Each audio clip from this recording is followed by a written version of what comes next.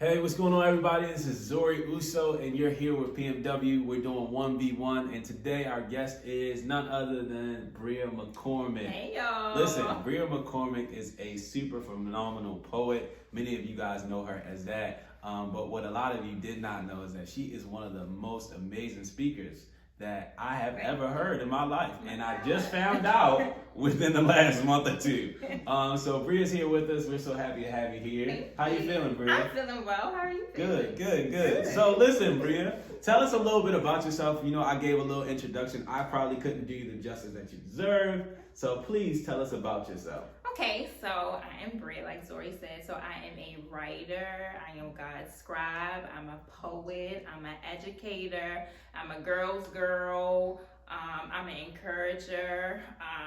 God has called my tongue to speak his word. So that's on the list too. But most important, I am a daughter of God. That is my favorite and most precious title. That's good. So if you did not know all that about her, make sure you write it down because it's coming out real soon. Bria is a phenomenal writer, as she said, man. And so we're always encouraged by what you say here at PMW. And so she is obviously a part of the PMW Directors Board team, and she has been a fundamental part of our growth and development. And so we're grateful to have her here. And we wanted to bring her in to do this 1v1. So if you don't know what 1v1 is it's a simple one-on-one interview where we sit down and we get to know these people a little better. Because we do these Instagram lives, and we've done them in the past, and they've been really, really good, and people want to hear more. So Bria, what have you pulled away from those Instagram live conversations? I mean, honestly, I just be tore up. I be tore up. The revelation of God and the different revelations of God from every individual on the team is just incredible. And it's always like this build up. And then, you know, we leave it minds blown. And then it's like we talk about something and then it manifests in my life literally the next day after we get off of Instagram. So, it's awesome. It's incredible. Yeah. Well, those incredible people that she's talking about, they're actually behind us back there. Hey, they're y'all. here as our special guest audience. But listen, we're having these conversations and we're entering this new series. So if you're not a part of PMW Society, you're not a member, you can sign up and be a part of it. We have special content specifically for society members. And so we're excited to have this conversation and open up with this series. And the series is Me versus Me. My Lord. Wow. So, Bria, when you hear Me versus Me, what's the first thing you think about? It strikes me to my core because many times I've been my worst enemy. And so a lot of times I'm battling myself. Hindrances and blockages in my life. They've been trials, but it's also been me getting out of my own head. Wow. Wow, that's incredible. I think a lot of people can identify with that. Oh, for sure. Because many of us, you know, how many times have you talked yourself out of doing something that you're great at? And so, you know, I think we all have a way to identify with that. So getting to know you a little bit better, Bria, tell us a little bit about your background, your upbringing, what you would like us to know about you.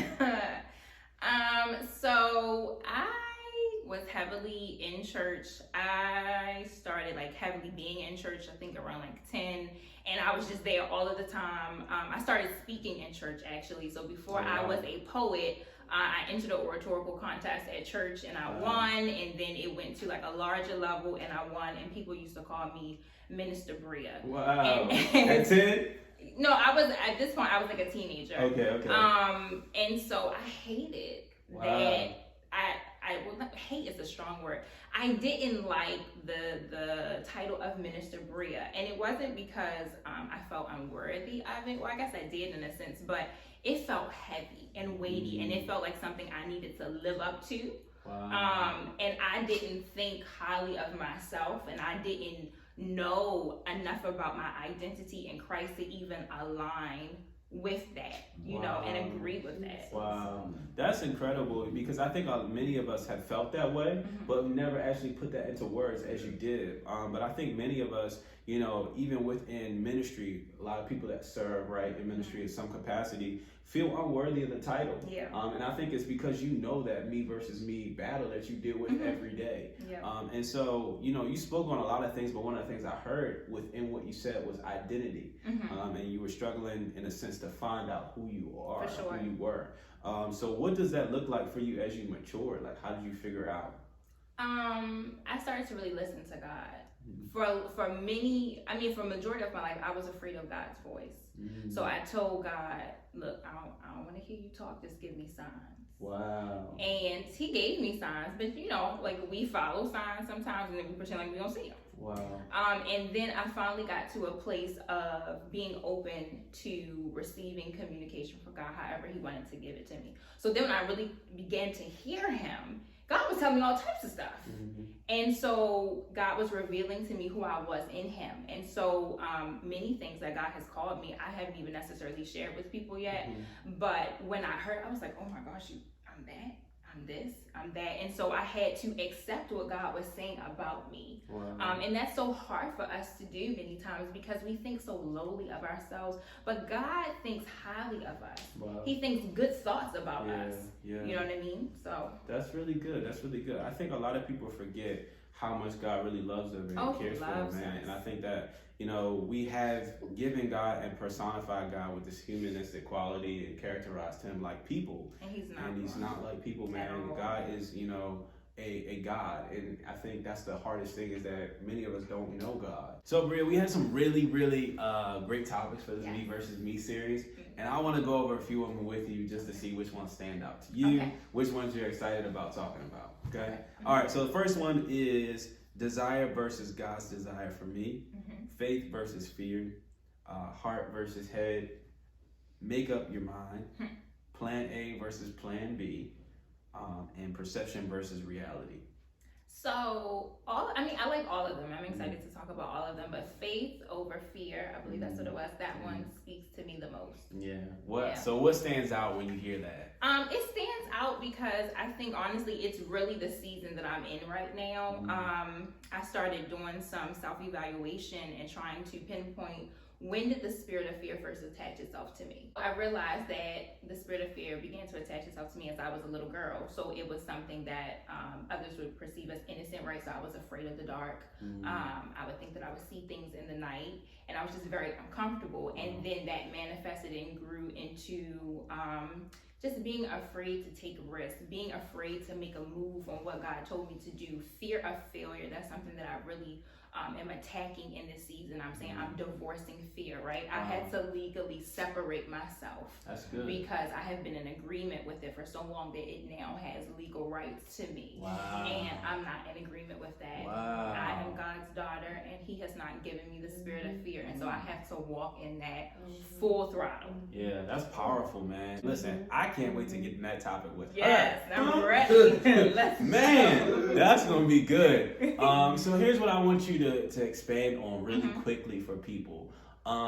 When people identify fear, what do you think the first thing they need to do with it is? They need to take it to the Lord in prayer.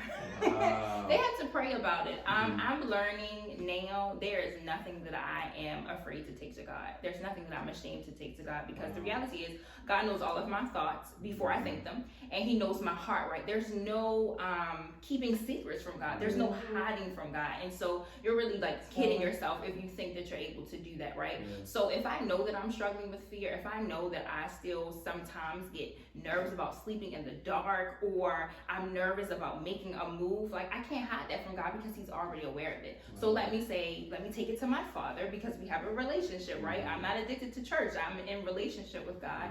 And let me say, Lord, I need your help with this. I'm struggling. I'm tired of being fearful. And I want to be the woman that you've called me to be. I'm always praying that. I want to be a woman that's pleasing to you. I want to do what is pleasing to you. I want to be in your will. I can't be in God's will if I'm in fear. Wow, that's amazing. You said so much in that. One of the things that stuck out to me, though, because we could really dig into that, but I'm going to hold off. Listen, if you are not a PMW Society member, she's a clear reason why you need to sign up. If you want to hear more from her, man, wow. So one of the things you dug into is you talked about, and you touched on real quick, you said, I'm not addicted to church, I'm in relationship. For those of you that don't know, we had a live Instagram conversation about are we in relationship, or do we have a relationship, or are we just addicted to church?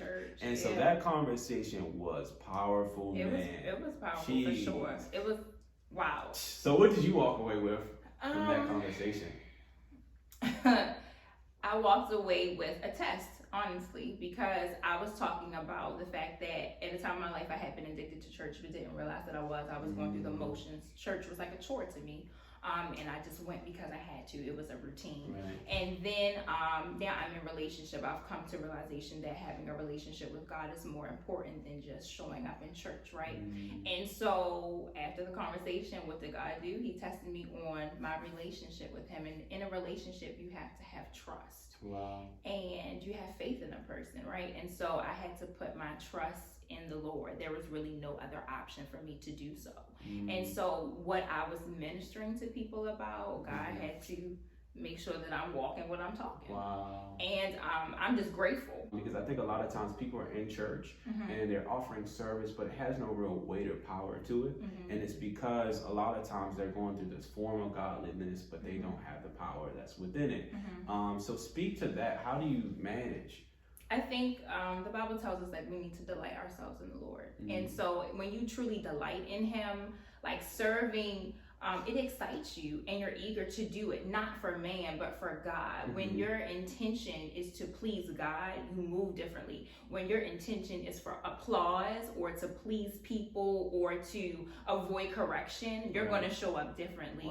I mean, I think the same thing about like as an educator. If you don't enjoy working with children, you should probably get out of education working with younger students because you're going to be miserable. Your heart is not in the right place.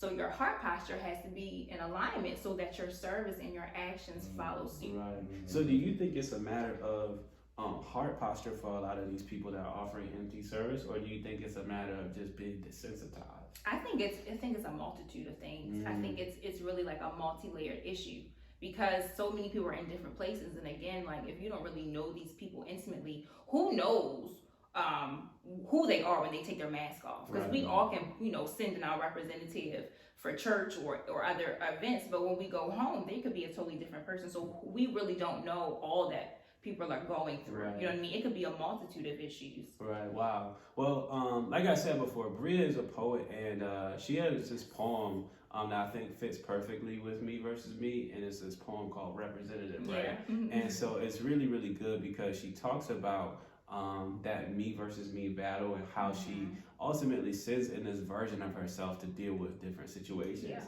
Can you walk us through kind of what inspired you to write that, or even the thought behind that poem? Sure. So the thought that inspired Representative was the fact that I knew how to make my pain look pretty. So I knew how to show up and have a good face and have people not know what was going on with me and then go home and cry myself to sleep and be depressed. I knew that, and I knew that intimately. I didn't allow people to get very, very close to me and like take my mask off, right? So if I wake up and I'm not feeling like it, I'm gonna put on a good face and people aren't going to know. And then I was also used to being the person that was supportive of everybody else and the person who was, giving counsel and advice to everybody else. And so it's hard for the strong person to be weak. And I got to a point where I was tired of being a representative, and I was tired of having to put a pretty face on when I actually wanted to break down and cry sometimes. So I wrote about it to, start my healing process and start to be honest with myself about it. Wow, that's really good. I think when you mentioned healing processes, I think many of us have to adopt some sort of healing process. Yeah, for sure. And I think many people are without it. And so when you're going through this Me Versus Me series where, many of us right now obviously are at home, still under quarantine, right? And you got to deal with yourself in some capacity. Even if you've been avoiding it for like the first 6 weeks, at some point you got to say, all right, let's check this out. And so within that, you've got to understand and identify some sort of process or some sort of relief or outlet that you can provide for yourself. Absolutely. And so one of the things that you mentioned, obviously, is writing. What other outlets would you recommend for people in this time to kind of deal with that me versus me? I mean, I just love to write. That's really my go-to. Prayer, I mean, it's never a bad time to pray and to commune with God. So I think sometimes we have this ideal of prayer that it has to be this very intense thing, and you have to do all of this stuff, right? Because in church, like prayer can go, it can get real serious. And not that it's not serious, but a prayer can be, God help me. God, I need you. Just like worship can be, God, you're holy, and that's it. It doesn't have to be this very complex thing. It just needs to be a pure thing. Wow. So prayer, worshiping. Sometimes when I'm not feeling my best self, I put on some worship music and I got to get myself together. Feed yourself the good stuff. You know, when your mind is not having like the best thoughts, you have to think about what you're thinking about, and then you have to retrain your thoughts. Yeah, that's really good. I think those things, if people would do a little bit more prayer, a little bit more worship, I think there would be a completely different complexion for how the culture is managed and how we deal with pain, how we deal with struggle, because ultimately you learn how to take it to God. That's so good. So listen, Bria McCormick is here. She has already kind of just done a number on us, man. If you've enjoyed this, make sure that you are subscribed, that you're tuned into everything that we're doing, and make sure that you stay up to date and follow Bria, because clearly she is one of the pivotal speakers of this time, and we're happy to have her here. So Bria, thank you so much for coming. Thank you for having me, sir. For sure. All right, well listen, this is PMW 1v1, and we're out. Peace.